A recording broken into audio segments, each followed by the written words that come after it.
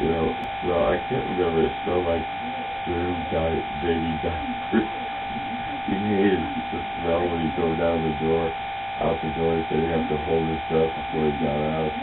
Well, I love curry. I love it being food that he, you know, made fun of it. Oh, I like coconut anyway, curry. I wasn't going to call him, so I just went in my room. And so they went down and woke up Patel at 2 in the morning. Came up here, we sat around, and I told Patel that I hadn't gone down and bothered Patel with all this Zachary stealing from me. It was all my problem. I never bothered him with anybody that did this or did that, ever. And, I was going to take a shower earlier. Yeah, well, anyway, we sat around, and that's what I said. That I told Patel that Zach had stolen from me. I told him the whole story, and Abe didn't say a word. I did say, and Zach cursed me out like you wouldn't believe. I said, you know, I don't deserve to be called the things that he called me. And so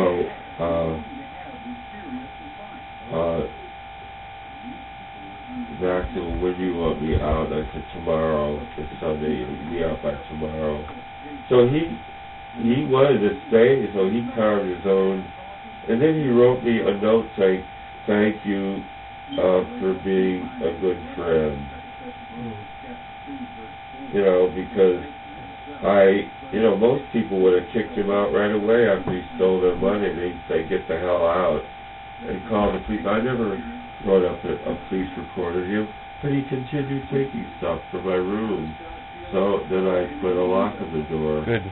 It's good that you have locks on these doors. But he took he took a new shoehorn that Abe had given me, not thinking that I would, because I have lots of little things in my shelves in my room, and he didn't think I would notice that, but he didn't realize that Zach had given it to me just a few days before that, and I knew where it was, and I was going to use it.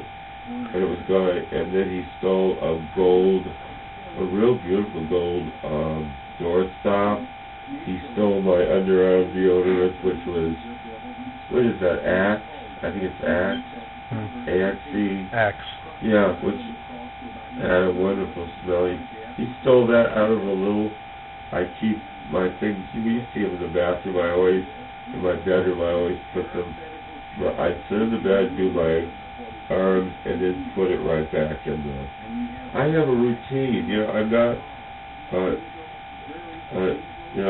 it's just, discombobulated, as you might think. I know where things are, and some, you know, and, it's like, yes, I have misplaced things. Okay. Like you say, well, none of us are I've perfect. put stuff down and not remembered where I've put it, you know. None of us are perfect. But and like you say, I'm getting older.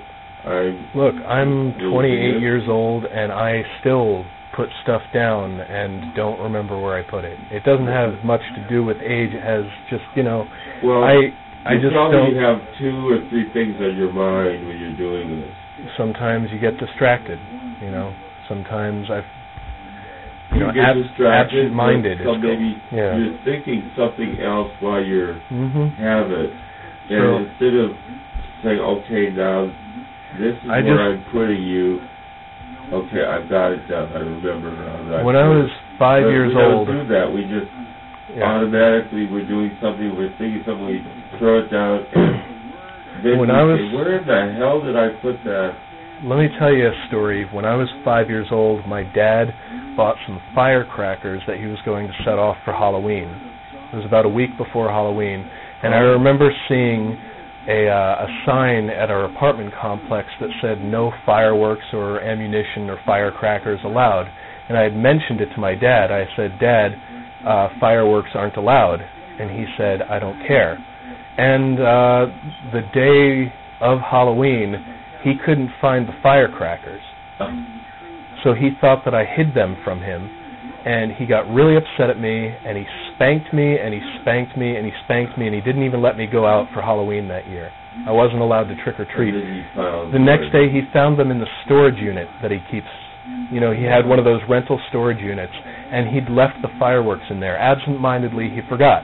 And ever since that day, the whole reason, you know, between that and then there was this one time in foster care, I went to church with my foster mother, and she, after service, asked me, "Where is it?"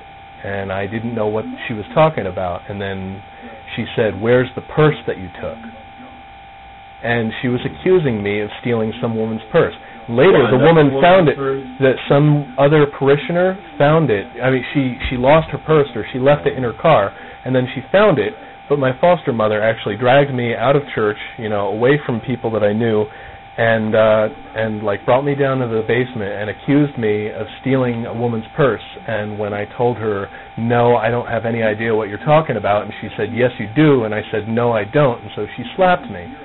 And so all throughout my childhood, you know, I wasn't really well trusted, so I get kind of defensive when people accuse me of stealing stuff. Now, I don't steal. I don't shoplift. I don't steal. I don't do, you know, I try to be as honest as I can be. And then your karma will be good. I just don't want you thinking that I took your orange shirt or took the gum or took the red dish towel. I can't believe I don't. It wouldn't fit Vivi, and maybe would it fit me? Well, maybe a friend of yours needs a shirt, or you. I have like 2 people that I've met here in Chicago. I mean, I don't know what happened. Because I know, you know, it's like I saw the shirt there. I said, okay. "Oh, that's where it is." Have you looked like in all the cracks back there? Like, is it possible that it fell off of a hook or something? And yeah, I did look, because those are all clean clothes up there that I washed, and then I looked under a lot of stuff, and I found this reddish orange check, which I really like. Okay. I want to iron those. That's why I put them there. I wanted to iron them. Okay. Well, I just don't want you to think that I'm taking your stuff. I wouldn't have even said anything. I said, "Look, if whoever took it needs a shirt, I've got plenty of shirts. I don't need shirts. It wouldn't. I'm not even gonna. It's not get into it over that shirt, but." Okay. We got going, and so, you know, got a bit hot-headed. I was feeling, I've tried to give you suggestions, but you get real defensive when I think that I'm trying to it's just sometimes boss you around. You repeat the same suggestions a couple of times, and I've told you that, you know, either things don't work that way, or I'd rather not. I was really irritated when you didn't go up to that McDonald's and apply for a management position. Because you would have probably gotten it. They needed somebody. You speak well. You could have. I'm not manager. And told these girls, "Oh, you know, the French fries need to be." I have never, ever been a manager. You could have learned. You've got talent. You've got a mouth. You've got a brain. There's a lot of people that have mouths and brains. But, you know, the thing is like, you can be upset because I didn't follow your suggestion, but I didn't really think that was a good suggestion. I am not management material. I'm not going to be a manager at McDonald's. Why aren't you a management material? Because I'm not. I would rather be... Like, I would rather just be an employee. You mean you feel insecure? I don't tell other people what to do. I'd rather just be left alone and leave other people alone than boss people around and tell them how to live. I don't need it. I'm not good at it. Just like when you suggested that I should be a masseuse. I'm not good at it. You know, you suggested, you know, the hospital thing, if you can call and find out if they need a janitor or something, sure. You know, I'm not suited for anything. You know, I barely have a high school diploma. I don't have anything, you know, on anybody who's... They're not going to check your high school. Maybe not. They might not. Check some little... But that's...